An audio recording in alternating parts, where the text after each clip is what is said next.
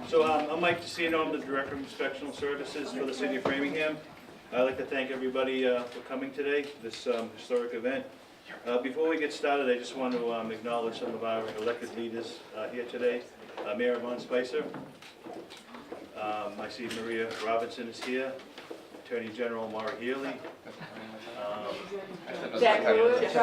Jack Lewis. I'm hiding Sorry, behind see Maria, him. sorry. Yes, I'm so tall.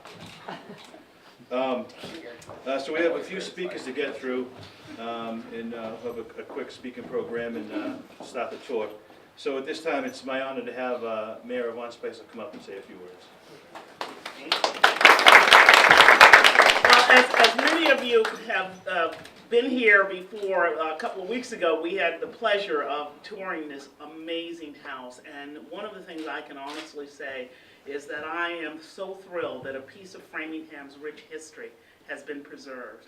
And I can't say enough about Annie Murphy, Ned Murphy. I mean, what an amazing team to help drive this work and continue to drive this work in the city of Framingham, making sure that our historic jewels are saved. And to have this as a partnership with the state is pretty amazing. So I thank you, Attorney General Healey, and give you an opportunity to say a few words. But this is an awesome day that does nothing but keep promoting and growing Framingham in a way that is positive and moving in the right direction. So I'm happy to be a part of that. Thank you. Well, thank you, Mayor. It's really great to be here in Framingham in this beautiful city. Now I'm still getting used to that. But Framingham is a wonderful community. Thank you, Mayor, for your partnership. You're doing a great job for the city of Framingham, and it's really terrific to be with you. I also am delighted to be joined by my colleagues in government, Representative Maria Robinson, who also has an engineering degree, so in particular we appreciate your presence here today, and Representative Jack Lewis. Thank you very much for your work with my office on so many fronts.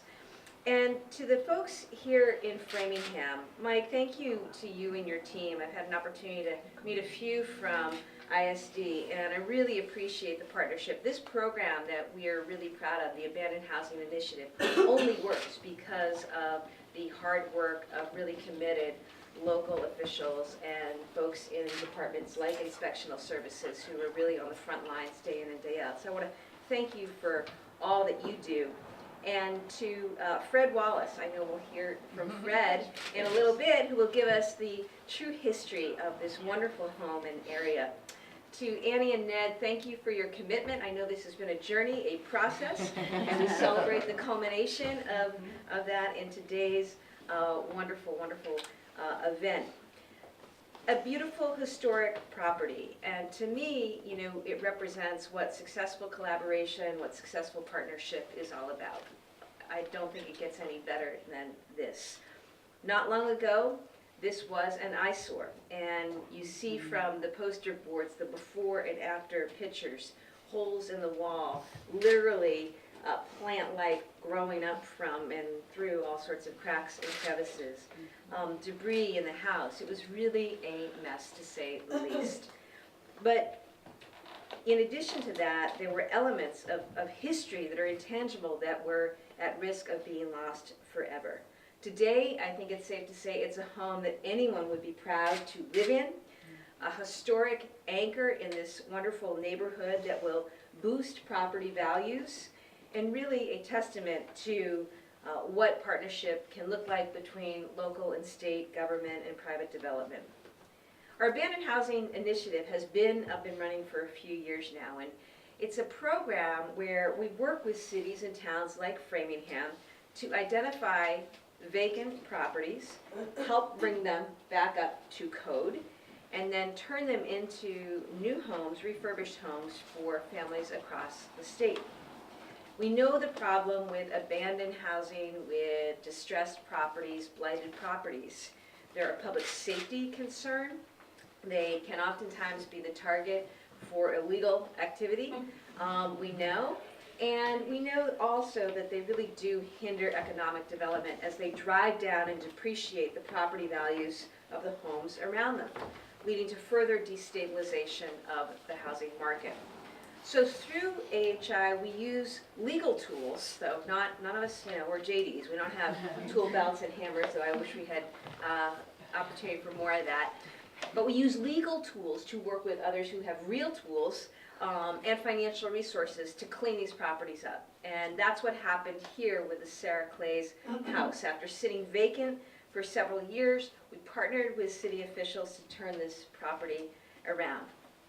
And we know this wasn't just any distressed home, and Fred will speak to us in just a few minutes about that. But I think it is particularly poignant that this was a home from that was built originally by Sarah and her husband as they were seeking refuge from religious persecution in Salem. And that is quite a chapter in our state's history, in our country's history, and I think all the more reason why it's so important that this property was preserved.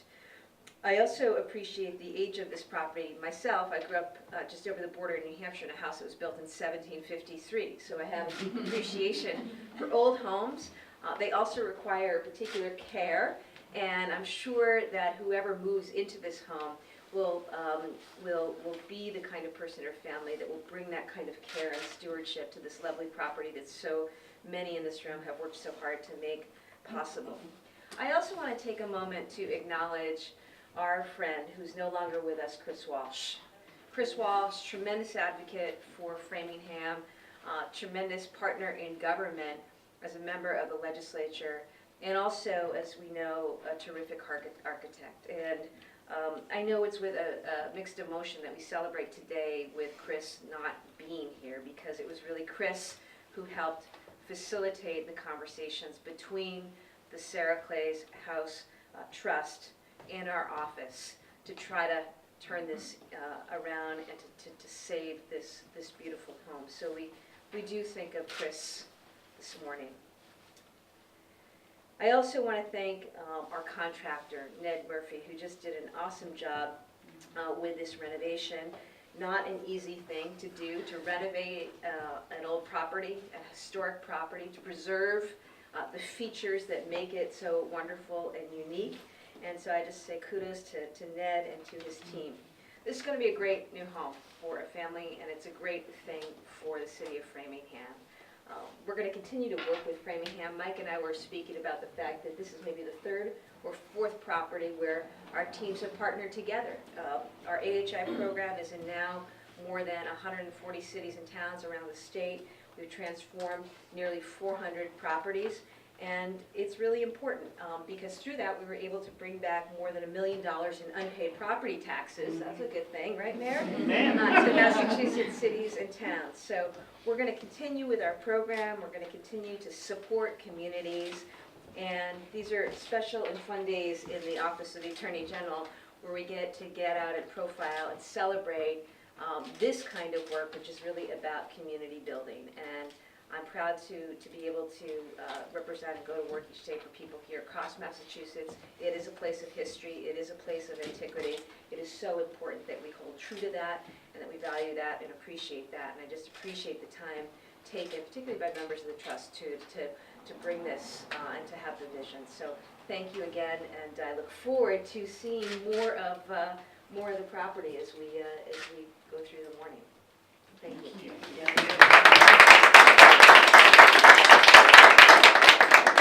Thank you, Attorney General. Next, I'd like to call on Fred Wallace. He's the Vice Chairman of the Historic Commission and City Historian.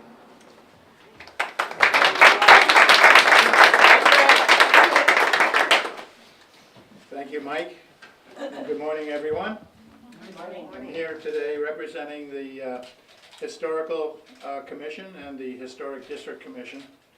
And I'd like to say that it's a beautiful day to be here today, celebrating what I consider to be one of the most significant victories for historic preservation that this town, city, has had in many a year. The building is one of the oldest and most historic structures in the city, and until just a couple of years ago, it was in danger of being lost to neglect, vandalism. I remember walking through here 5 years ago, and it was like a dump inside here. It was really shocking. It was caught up in legal entanglements, and the forces of nature were exercising its powers on the house. Some parts of it were starting to lean a little bit. Now, most everyone knows the story of the witchcraft and the witchcraft trials that took place in Salem, Massachusetts in 1692. This was a very famous part of American history, but very few people know about Framingham's connection to these events, and I'll just be very brief. It's the story of Sarah Clays, who was one of the women who was accused of and convicted of practicing witchcraft in Salem. She was sentenced to death, and she was locked up in jail in Boston awaiting execution. When a group of friends and relatives, including her husband, were able to spring her out of jail. We don't know how that all happened. There may have been some inside work there, but she was able to escape from prison, and she, together with her husband Peter, came here to Framingham seeking refuge. They settled here on this very spot and built a home, and were soon followed by other families from Salem, the Nurse family, the Towns, the Bridges, and others, also seeking sanctuary. And a little settlement grew here and became known as Salem End, and it retains that name up until the present. Now, we owe the preservation and restoration of this property to the efforts of many, many people, and time prevents me from recognizing every one of them, but I would like to mention a few important people in the process. Serious efforts at preservation and restoration began just a few years ago when Chris Walsh, before he was a state rep, developed an interest in this, and together with a group of friends that included people like Ann Wells, David Marks, and others, they took up the cause of trying to save this place. And soon after that, Janice Thompson founded a nonprofit, and together with Annie Murphy, who seems to have been involved in just about every step in this process, together they got organized and began serious efforts of raising money for the preservation of the place. At times, it was terribly frustrating. I know it seemed like there was one roadblock after another along the way. One of the most daunting challenges was the fact that the title to the house was in question. It had been caught up in the complexities of the banking business and other legal issues, which I, as an amateur in that business, totally do not understand until this day. But the fact is that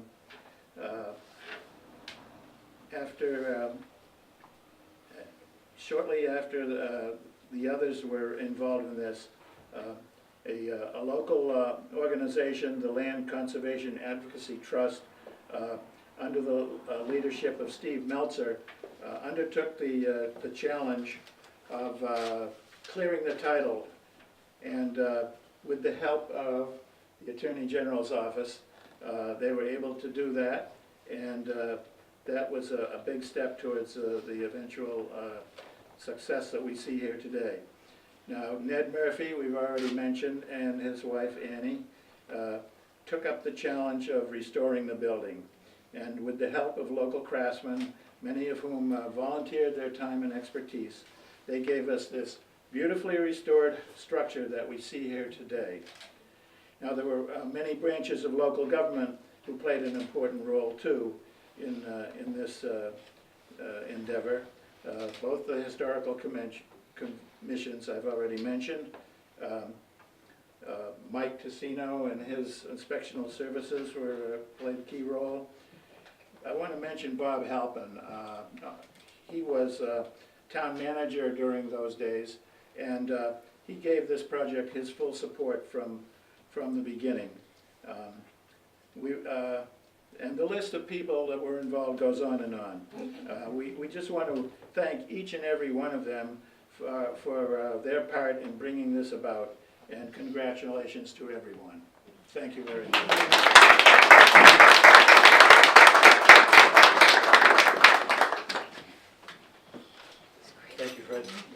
Next, I'd like to call on Annie Murphy. She's the director of Framingham History Center.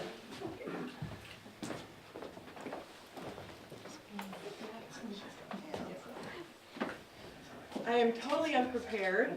I am the director of the Framingham History Center, and I was on the board, got convinced to be on the board about 16 years ago, and went to a meeting where it was just sort of an informal meeting of what are the issues that are, that are around history in Framingham.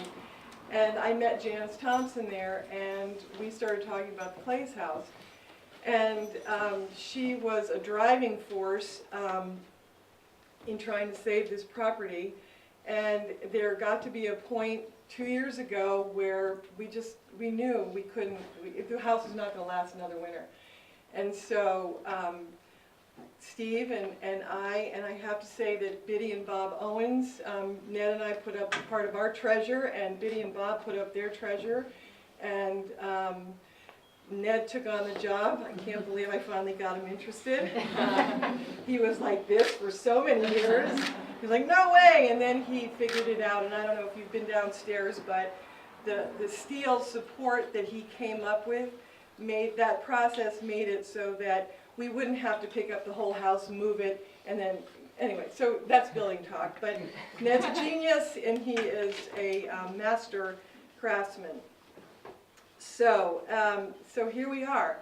We put up our private funding, but it's the end of a very long road, and so many people have been involved, and it just, I, as the director of the History Center, I became the director about a year after I met with Janice.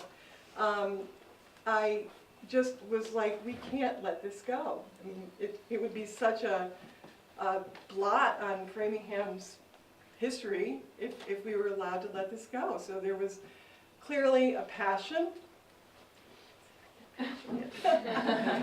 behind this, and here it is. Thank you.